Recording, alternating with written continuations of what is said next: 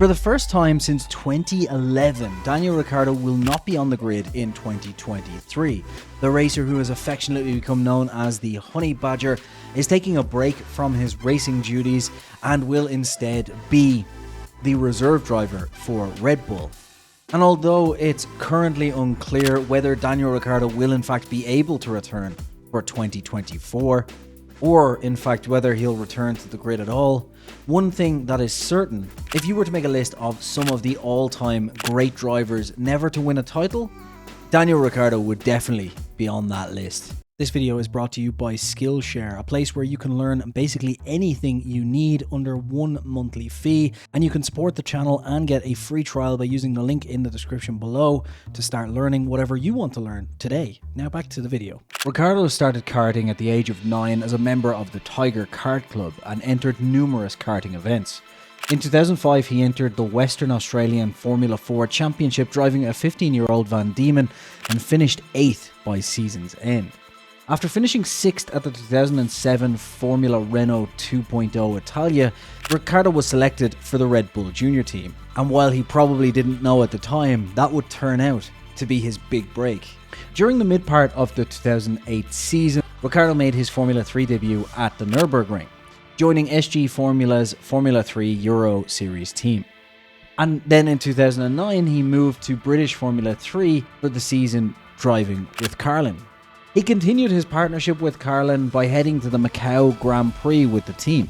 This led to Daniel Ricciardo's signing by Tech 1 Racing in October of 2009 to compete in the 2010 season of Formula Renault 3.5. The big gamble of moving all the way from Australia to Europe was paying off for the youngster. He took pole position for both races at the season opening round of the 2010 season in Spain and finished 3rd and 2nd in the races respectively. He secured his first win at the following race, one place ahead of rival Stefano Colletti, and he went on to secure 2 more wins at the Hungaroring and at the Hockenheimring, and was then in contention for the championship.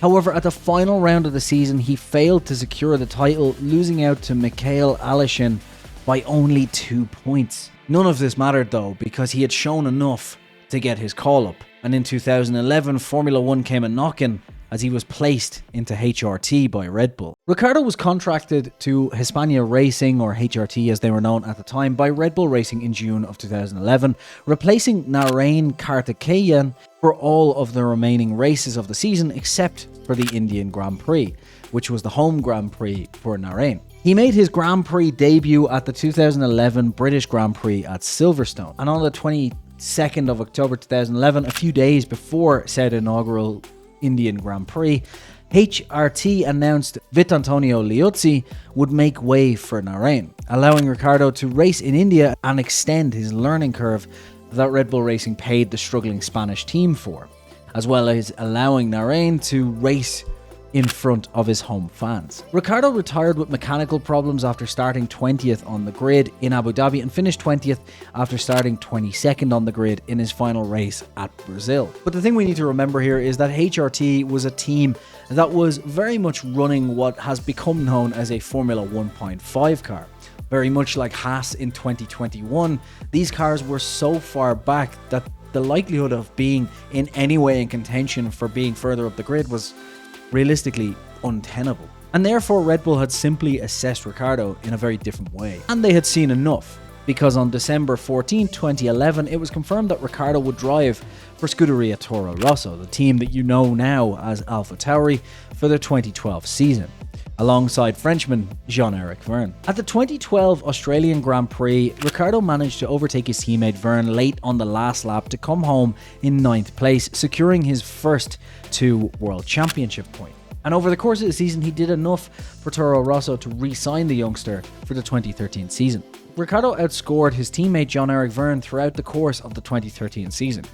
And as far as Red Bull were concerned, this was enough for him to swap in for another Australian they had been keeping around for a while in Mark Webber. And Ricciardo would line up alongside Vettel for the 2014 season at the big team of Red Bull. Of course, lining up alongside a 4-time world champion is no easy feat for any youngster, let alone one who hasn't had much experience at a big team. And this is off the back of a time when Vettel was quite literally the best of the best, an unbeatable driver. The youngest world champion who went on to win 4 titles on the trot. So Ricciardo had no chance, surely.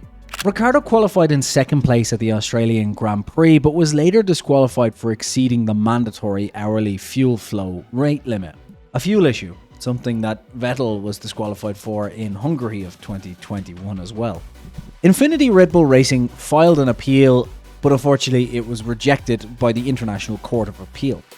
Ricciardo failed to finish in the Malaysian Grand Prix, but recorded his first points of the 2014 season at the Bahrain Grand Prix. He won the Canadian Grand Prix, becoming only the 4th Australian ever to win a Grand Prix in Formula 1. He then went on to win the Hungarian and the Belgian Grand Prix. And he managed to take 3rd place in the Drivers' Championship at the Brazilian Grand Prix, outscoring Vettel. He secured his first fastest lap of his Formula 1 career at the Abu Dhabi Grand Prix and cemented himself as one of the up-and-coming talents of our great sport. He would continue on with Red Bull until they decided to bring in a youngster who is literally the reason why Colton Herta is not on the grid this year. Of course, I'm talking about Verstappen. And it seemed like the two were one of the best lineups on the grid, as Verstappen, although being a little bit crash happy, clearly had the speed, and Ricciardo was becoming a driver we all just assumed would go on to a title. That is, of course, until 2018. Ricciardo started the 2018 Formula 1 season with a 4th place in Australia, starting in 8th place due to a penalty. He then recorded a non-finish due to an electrical failure at Bahrain, but he did win the Chinese Grand Prix after starting at 6th on the grid. He retired from the 2018 Baku Grand Prix after a, shall we say, infamous collision with his teammate Max Verstappen. And he finished 5th in the 2018 Spanish Grand Prix, but did manage to set the track record and also spin under a VSC. He secured pole position and won the 2018 Monaco Grand Prix, despite a lack of power due to a failure in the MGUK. This was where he famously held up Vettel for lap after lap after lap, and thankfully it was at Monaco and not a track where overtaking is a little bit easier. He tied for most retirements in 2018 with 8 in total, but he also managed 4 fastest laps in Australia, China, Spain and Hungary. But this left him in 6th place on 170 points in the 2018 World Championship. Of course, having a teammate who is clearly becoming the favourite at his Red Bull team, on top of having a lot of retirements, caused Danny to look outside his home. And of course, you wouldn't go to the team that builds the engine that caused you all of those retirements over the season, would you? He did? Alright. Ricciardo signed a contract to drive for Renault for 2019 and 2020. And he had a poor start to the season with retirements in the first 2 races from front wing damage in Australia, which was not Renault's fault, and power failure in Bahrain, which was Renault's fault. He got a 7th place finish in China, and in Azerbaijan, Ricciardo reversed into Dani Kvyat when both cars stopped after an overtake attempt made by Ricciardo, which caused race-ending damage for both drivers and Ricciardo's 3rd retirement in 4 races. 6 consecutive race finishes followed, including a strong 4th place in qualifying and 6th place finish in Canada. And then unfortunately he suffered an exhaust failure at the German Grand Prix. At the Italian Grand Prix, Ricciardo once again finished 4th place, his best result of 2019. And then at Russia he was involved in a first lap collision, which led to his eventual retirement. He was initially classified 6th in Japan before both Renault cars were disqualified 10 days later for using illegal driver aids. He'd clearly made the correct decision going to Renault. 3 consecutive points finishes followed, with strong 6th place finishes in the United States and Brazilian GP. Ricciardo ended a relatively disappointing season for Renault in 9th place in the championship with 54 points. But he got a new teammate for the 2020 season when Ocon was replaced by Hülkenberg, who ironically comes back on the grid as Ricciardo leaves. He started the season with a retirement at the 2020 Austrian Grand Prix after his Renault RS20 overheated. In the next race, at the Styrian Grand Prix, he finished in 8th, and then at the British Grand Prix, he would go on to finish 4th, equaling his best result for Renault. However, it was never expected in a Renault that hadn't made the progress that Ricciardo was expecting for him to do much more than what he achieved. And the fact that he was able by the end of the 2020 season to get 2 podiums at both the Turkish and Emilia-Romagna Grand Prix in a car that realistically wasn't fit to be there was enough to prove that the driver was definitely performing on the limit of what the car could offer. And this caused him to decide that Renault wasn't going places, which I suppose you could say is probably a fair assumption, given that since then Alonso has decided the same and Piastri quite famously decided as well. And instead in 2021 he would move over to a team that had recently got a new engine and was on the way up in McLaren. And surely things couldn't go wrong for Daniel Ricciardo at McLaren. And unfortunately, this is where the rise of Daniel Ricciardo ends. And while I'm not going to go into massive detail on his time at McLaren, needless to say, the 2021 season was a mixed bag of terrible results, with one shiny apple coming out at Monza. He consistently finished behind Norris and was unable to keep up with the youngster over the course of the season. And that shining glimmer of a 1-2 finish for McLaren at Monza likely gave him a stay of execution until the new regulations came in 2022. But unfortunately, when these new regulations came in, the change of philosophy of the car didn't help at all. And while Norris has admitted that the car is incredibly difficult to handle, Ricciardo simply couldn't handle it at all.